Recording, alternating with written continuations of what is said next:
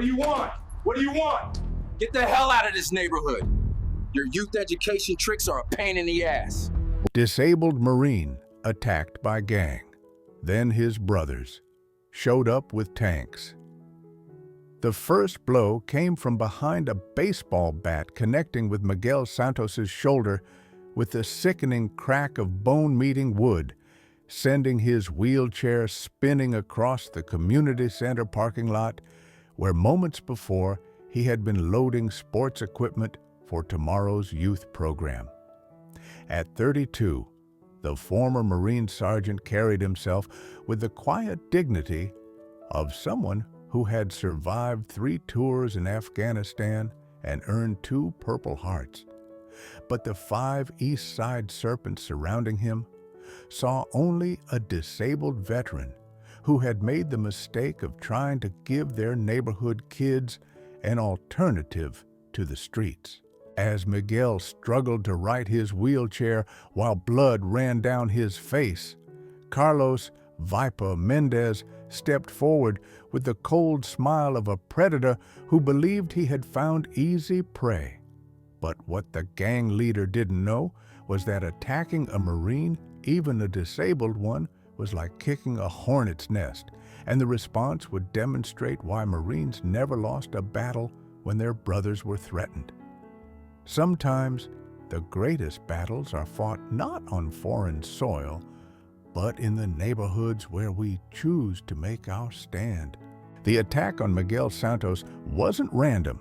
It was a calculated message from the East Side Serpents that their youth recruitment wouldn't be interfered with by some crippled Marine playing hero. The baseball bat that shattered Miguel's shoulder was meant to shatter something more, the hope that had been growing in East Los Angeles as former military personnel worked to reclaim neighborhoods from gang control.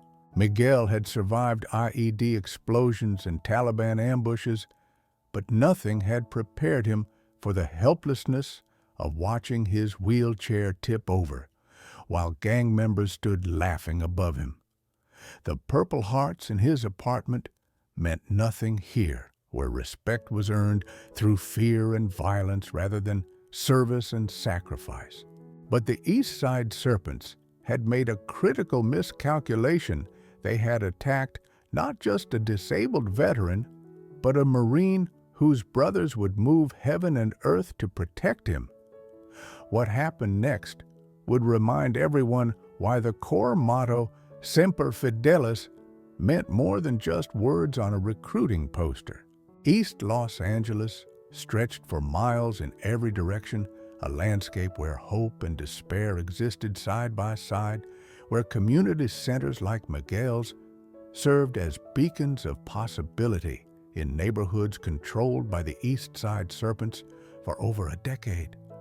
The gang's influence extended into schools, businesses, and local government through corruption and intimidation that made resistance seem futile.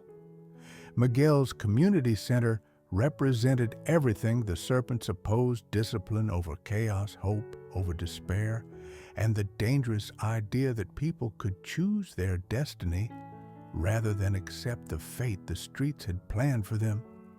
For 3 years, his Marines Mentoring Youth program had quietly succeeded in steering dozens of teenagers away from gang involvement, teaching them values of honor, courage, and commitment. But success in gang territory came with a price. Miguel Santos had grown up 6 blocks from where he now lay bleeding in the same neighborhood where the East Side Serpents recruited children as young as 10. His father had been killed in a gang shooting when Miguel was 12, and his mother had worked 3 jobs to keep him away from the streets.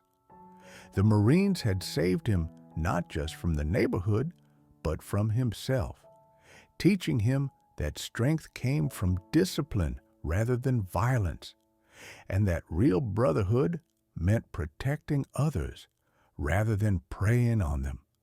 The IED that had taken his legs during his final deployment had also given him a new mission: While recovering at Walter Reed, he had met other wounded veterans struggling to find purpose in civilian life, and he had realized that the same brotherhood that sustained him in combat could be used to save kids facing the same choices he had once faced. His disability benefits provided financial security, but his real satisfaction came from seeing teenagers choose education over gang membership. Carlos "Viper" Mendez had built his reputation on violence and intimidation, rising through serpent ranks by eliminating threats to their territory. To him, Miguel represented more than competition for recruits. He was a symbol of everything Viper had rejected when he chose the streets over school, crime over service. The disabled Marine's success with local youth was a daily reminder that there had been another path, and Viper's hatred was fueled by the knowledge that Miguel had chosen honor while he had chosen easy money and false respect. The attack on Miguel represented more than gang retaliation. It was an attempt to destroy hope itself in a neighborhood where the East Side Serpents had maintained control through systematic elimination of positive influences. Miguel's program threatened their recruitment pipeline, and they were willing to use violence to protect their territory. For Miguel, the stakes extended beyond personal survival to encompass the future of every teenager in his program, and the broader question of whether positive change was possible in communities controlled by criminal organizations.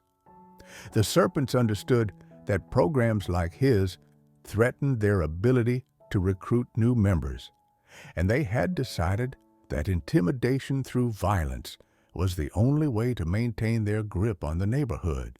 The response to this attack would determine not just Miguel's fate, but whether the values he had fought for overseas could triumph over the forces of intimidation and violence that had claimed too many lives in his community.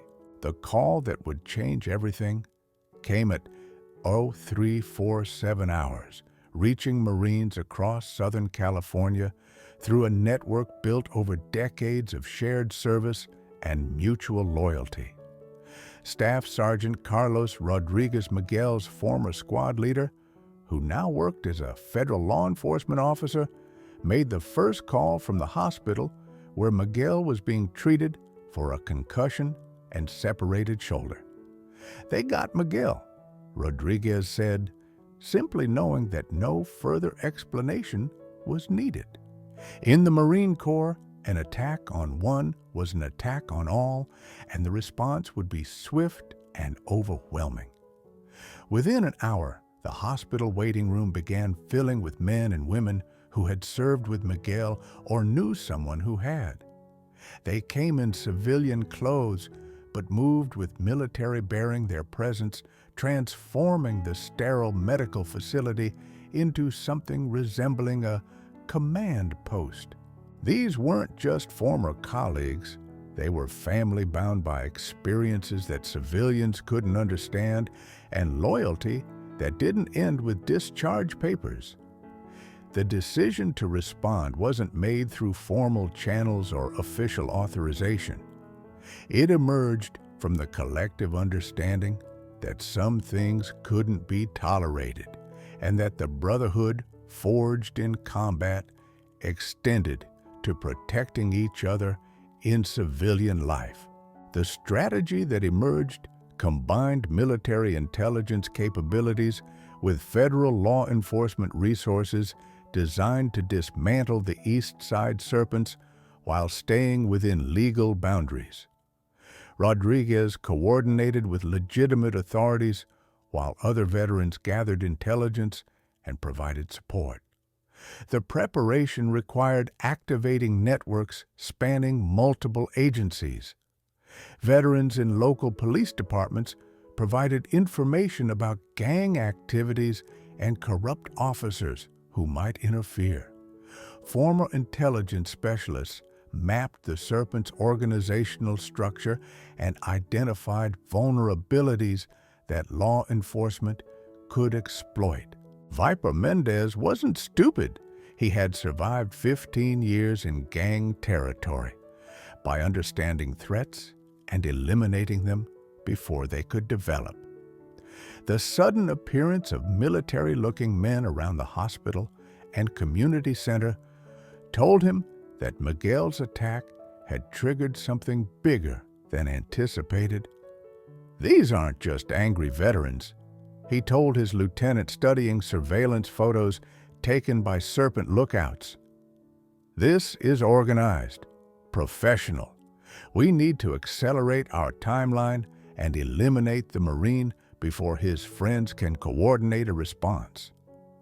But Viper's intelligence network built for street-level threats was inadequate for the kind of systematic investigation that the veterans were conducting. He was fighting an enemy he didn't understand using tactics that had worked against other gangs, but were useless against people trained in counterinsurgency operations. The investigation revealed that the East Side Serpents weren't just a neighborhood gang, they were part of a larger criminal organization with connections to drug cartels and corrupt officials extending far beyond East Los Angeles.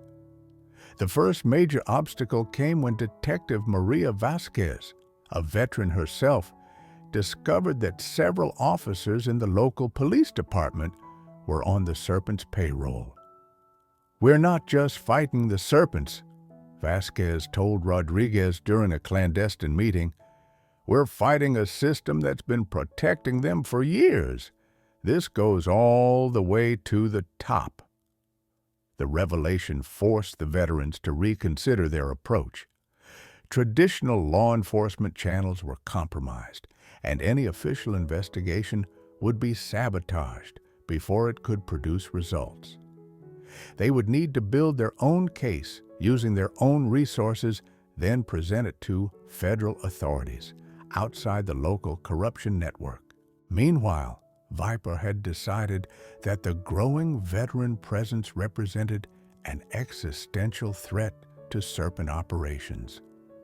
His solution was characteristically brutal: escalate the violence until the veterans understood that continuing their investigation would cost more lives than they were willing to sacrifice.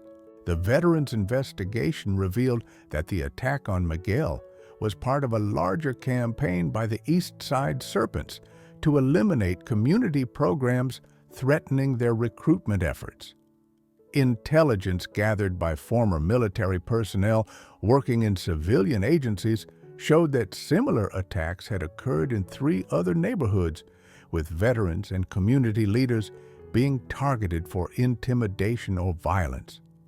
The systematic nature of the campaign suggested coordination at levels that surprised even experienced investigators.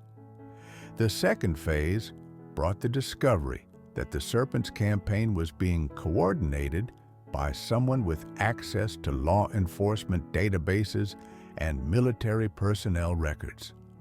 The attacks weren't random, they were precisely targeted at individuals whose backgrounds made them threats to gang operations. This level of sophistication suggested either high-level corruption or infiltration by someone with intelligence training, expanding the scope of what the veterans were facing from local gang activity to organized criminal enterprise. The third phase revealed the most disturbing truth: the East Side Serpents were being used as foot soldiers in a larger operation controlled by the Sinaloa cartel, which was expanding operations into urban areas by co-opting existing gang structures. Viper Mendez had been promised promotion within the cartel hierarchy if he could eliminate veteran-led community programs that were interfering with recruitment and drug distribution networks. Media attention arrived when a local television reporter learned about the veterans' investigation and decided to cover the story of community programs being targeted by gang violence. The coverage brought both support and unwanted scrutiny as public outrage over attacks on disabled veterans generated political pressure for official action. The attention also brought federal involvement when FBI agents specializing in organized crime recognized the patterns that the veterans had identified. The Bureau's interest validated the veterans' intelligence, but also created jurisdictional complications as federal authorities sought to take control of an investigation built through unofficial channels. The media coverage was exactly what Viper had hoped to avoid. Suddenly, his attack on a disabled Marine was national news, and the Sinaloa cartel was asking uncomfortable questions about why a simple intimidation operation had attracted federal attention. His promotion prospects were evaporating, and his superiors were beginning to see him as a liability rather than an asset. "Fix this," his cartel contact told him during a tense meeting. "Eliminate the Marine and his friends, or we'll find someone who can." Miguel's transformation from victim to leader came during a meeting with children from his community center who had been asking when programs would resume and whether he was abandoning them because of the attack. Sitting in his wheelchair, still wearing bandages from his injuries, Miguel realized that his response to the violence would determine not just his own future, but the future of every child who looked to him for guidance. "I'm not going anywhere," he told the assembled kids, his voice carrying the authority of someone who had made a decision that couldn't be reversed. "The people who hurt me want you to think that violence always wins, that there's no point in trying to build something better. But we're going to prove them wrong." The moment marked Miguel's evolution from victim to leader, as he understood that his greatest weapon against the gangs wasn't the brotherhood of Marines who had rallied to his defense, but his own refusal to be intimidated. The community center would reopen, the programs would continue, and the message would be clear that some things were worth fighting for regardless of the personal cost. The intelligence that would trigger the final confrontation came from an unexpected source, 13-year-old Sophia, who had been attending Miguel's programs and whose older brother was being pressured to join the East Side Serpents. She overheard conversations about a planned attack on the community center that would involve taking children hostage to force the veterans to abandon their programs permanently. "They're going to hurt the kids," Sophia told Miguel, during what was supposed to be a routine tutoring session. "My brother said they're planning something big, something that will make everyone too scared to come back here." Viper had decided that subtlety was no longer an option. The cartel's ultimatum was clear: eliminate the Marine threat or face elimination himself. His plan was brutal in its simplicity. Take the community center's children hostage during their next gathering, force Miguel to watch as he executed them one by one until the veteran programs were permanently abandoned, then kill Miguel himself as an example to anyone else who might consider interfering with Serpent operations. The plan would either restore his reputation with the cartel or result in his death. But Viper had run out of alternatives. The Marines had forced him into a corner, and cornered predators were always the most dangerous. The attack came during the community center's weekly youth basketball practice when 28 children aged 8 to 16 had gathered for what they thought would be a normal evening of sports and mentorship. The East Side Serpents struck with military precision that Viper had learned from studying the veterans' own tactics, sealing exits, and taking control of the building before anyone could escape or call for help. Miguel found himself trapped in his wheelchair in the center of the gymnasium, surrounded by terrified children, while masked gunmen positioned themselves at strategic points throughout the building. The gang members had learned from their previous encounter. This time, they had come prepared for resistance and had brought enough firepower to overwhelm any security measures the veterans might have implemented. "You should have listened," Viper said, removing his mask to reveal the cold smile that had made him legendary among other criminals. "We told you to stay out of our neighborhood, but you thought your Marine friends could protect you. Now you're going to watch these kids pay for your mistake." The hostage situation was Miguel's worst nightmare.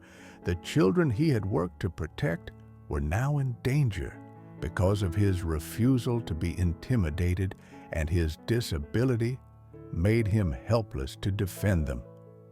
The irony wasn't lost on him that the man who had survived Taliban ambushes was powerless to protect innocent children from predators in his own neighborhood. For Viper, this wasn't just about territory or recruitment, it was about survival. The cartel had made it clear that failure meant death, and the Marines' investigation was closing in on evidence that would destroy his organization. The children weren't just hostages. They were his insurance policy against a brotherhood that had proven more resourceful and determined than he had anticipated.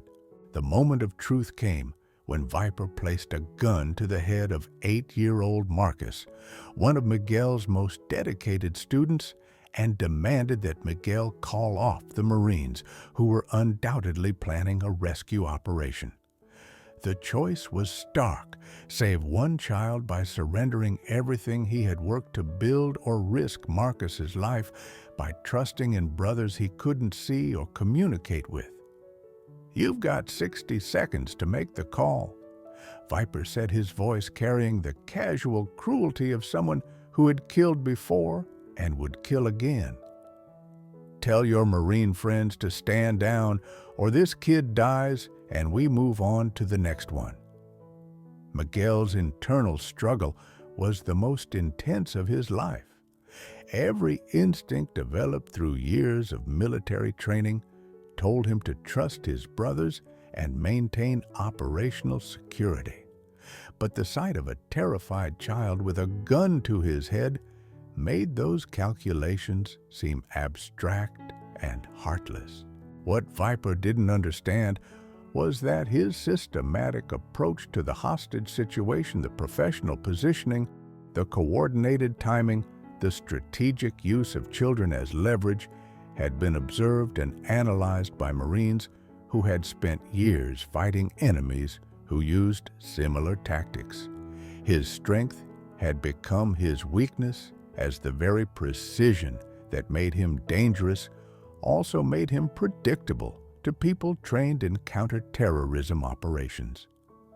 The decision was complicated by Miguel's knowledge of Marine Corps tactics and the certainty that his brothers were already in position around the building. Any communication with outside forces would compromise their operational security and potentially get more people killed, but remaining silent might cost Marcus his life. "I can't make that call," Miguel said, finally, his voice steady despite the terror in his heart. "But I can promise you that if you hurt any of these children, there won't be a place on earth where you can hide from the consequences." The moment that changed everything came when Viper laughed at Miguel's threat and raised his weapon to carry out his promise to execute Marcus. But before he could pull the trigger, a voice cut through the tension from the building's public address system, a voice that Miguel recognized as belonging to his former squad leader, Staff Sergeant Rodriguez. "Viper, this is the United States Marine Corps. Rodriguez announced his words echoing through the gymnasium with the authority of someone who had earned the right to speak for the Brotherhood. You are surrounded by Marines who have been in position since before you entered this building. You have 30 seconds to release the hostages and surrender, or we will take action to protect American citizens. The revelation that the Marines had been watching and waiting, that they had allowed the gang members to enter the building while maintaining tactical control of the situation, transformed Miguel's despair into hope. His brothers hadn't abandoned him. They had been protecting him and the children all along, using the gang's own tactics against them while maintaining the element of surprise. Viper's confident expression faltered as he realized that his carefully planned operation had been compromised from the beginning, and that the Marines he had dismissed as irrelevant were about to demonstrate why they had never lost a battle. The rescue operation that followed was a masterclass in military precision applied to civilian law enforcement, with Marines coordinating with FBI hostage rescue teams and local SWAT units to ensure that every possible contingency was covered. Rodriguez had spent the previous week planning for exactly this scenario, using intelligence gathered by veteran networks to map the building's layout and identify optimal entry points. The preparation had been invisible to the gang members, but comprehensive in scope. Snipers had been positioned in buildings across the street, surveillance equipment had been monitoring communications, and tactical teams had been rehearsing entry procedures using detailed blueprints of the community center. As the reality of his situation became clear, Viper understood that he had been outmaneuvered by people who fought wars for a living, while he had only fought for street corners. The Marines hadn't just responded to his attack. They had anticipated it, prepared for it, and turned his own plan against him. His reputation for tactical thinking, built over years of gang warfare, was useless against people trained in actual warfare. The countdown to action began when Viper's 60-second ultimatum expired and he raised his weapon toward Marcus, his finger tightening on the trigger as he prepared to carry out his threat.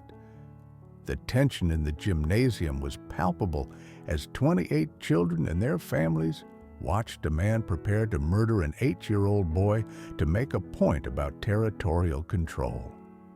Miguel's final doubts centered not on whether his brothers would act, but on whether they could act quickly enough to save Marcus and the other children. The precision required to neutralize multiple armed suspects in a crowded room full of civilians was beyond anything he had experienced in Afghanistan, where the rules of engagement were clearer and the consequences of mistakes were measured in military rather than civilian casualties. The point of no return came when Viper began to squeeze the trigger, his action triggering responses from Marines who had been waiting for exactly this moment. The next few seconds would determine whether the Brotherhood that had sustained them through combat deployments could protect innocent children from predators who had chosen to make war on their own community. The assault began with a sniper shot that eliminated the gang member positioned at the main entrance, followed immediately by coordinated breaches at 3 different points around the building. The Marines moved with the fluid precision of professionals who had rehearsed similar operations countless times, their actions coordinated by hand signals and tactical awareness that allowed them to clear rooms and neutralize threats without endangering civilians. The speed of the assault was overwhelming, Within 15 seconds, half of the gang members had been neutralized, and the others were trapped in defensive positions that offered no escape routes. The children, who had been trained by Miguel to respond to emergency signals, dropped to the floor and covered their heads while the Marines established control of the situation. But the most critical moment came when Viper, realizing that his operation was collapsing, grabbed Marcus and used him as a human shield while backing toward an exit that he didn't know was already covered by Marine snipers. The situation became critical when Viper reached the exit and discovered that his escape route was blocked, forcing him into a corner where his only options were surrender or a final act of violence that would cost Marcus his life. The gang leader's desperation made him more dangerous than ever, as he had nothing left to lose and every reason to believe that killing a child would give him leverage in negotiations. "Stay back, or the kid dies," Viper screamed, his voice cracking under the pressure of facing Marines who had been trained to deal with exactly this kind of situation. "I'll kill him. I swear, I'll kill him." The complication was that Viper's position made a clean shot impossible for the snipers who had been positioned around the building. The angle was wrong, the distance was too great, and the risk of hitting Marcus was too high for any reasonable tactical commander to authorize lethal force. The breakthrough came when Miguel made a decision that would define not just the rescue operation, but his own understanding of what it meant to be a Marine. Despite his disability and his position in the wheelchair, he began moving toward Viper with the calm determination of someone who had faced death before and wasn't afraid to face it again. "Carlos," Miguel said, using Viper's real name and speaking with the voice of someone who understood the streets and the choices that led young men to violence. "You don't want to hurt that kid. He's not your enemy, I am. You came here to send a message to me, so let's finish this between us." The approach was tactically sound and psychologically brilliant. By offering himself as an alternative target, Miguel was giving Viper what he really wanted, while positioning himself between the gang leader and the child. The wheelchair that had made him seem vulnerable was now his advantage, as Viper couldn't perceive him as a physical threat, while the Marines used his distraction to adjust their positions. "You think I'm stupid," Viper replied, but his grip on Marcus loosened slightly as he focused on Miguel's approach. "You think I don't know what you're doing? I think you're smart enough to know that hurting kids makes you a target for every Marine in the world," Miguel replied, continuing his slow approach while maintaining eye contact with the gang leader.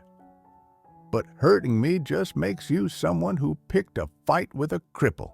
Which one do you think makes you look stronger?" The final moment came when Viper made the fatal error of shifting his attention from Marcus to Miguel, giving Marine sniper Sergeant Jennifer Walsh the clean shot she had been waiting for. The bullet took Viper in the head with surgical precision, ending the threat without endangering the child who had been used as a human shield. The rescue operation was over in less than 4 minutes from start to finish, with all hostages safe and all gang members either dead or in custody. The children who had been terrorized by the experience were quickly reunited with their families, while Miguel found himself surrounded by Marines who had proven once again that the brotherhood forged in combat extended to protecting innocent civilians from those who would prey upon them. The immediate aftermath brought a mixture of relief and sobering awareness of how close the community had come to tragedy. All 28 children were safe, but the psychological trauma would require months of counseling. The East Side Serpents leadership was decimated, with survivors facing federal charges that would keep them in prison for life. Miguel's role in the rescue earned him recognition from military and civilian authorities, but his satisfaction came from knowing that the children he had worked to protect were safe and that the community center could continue its mission. The immediate impact extended far beyond the destruction of the East Side Serpents to reshape how law enforcement and military veterans approached urban violence. The successful coordination between Marines and federal authorities became a model for future operations, demonstrating that veteran networks could provide intelligence and tactical support that traditional agencies couldn't match. Miguel's community center became a symbol of resistance to gang intimidation, with funding pouring in from across the country to expand programs and provide security measures. The center's success inspired similar programs in other cities where veterans worked with local communities to provide alternatives to gang membership while building social infrastructure that made neighborhoods resistant to criminal control. The legal consequences for surviving gang members were severe, with federal prosecutors using the hostage situation to bring terrorism charges, carrying life sentences. The message was clear: attacking veterans and threatening children would bring the full weight of federal law enforcement down on any criminal organization. The long-term implications extended far beyond East Los Angeles to influence national policy on veteran services and community development.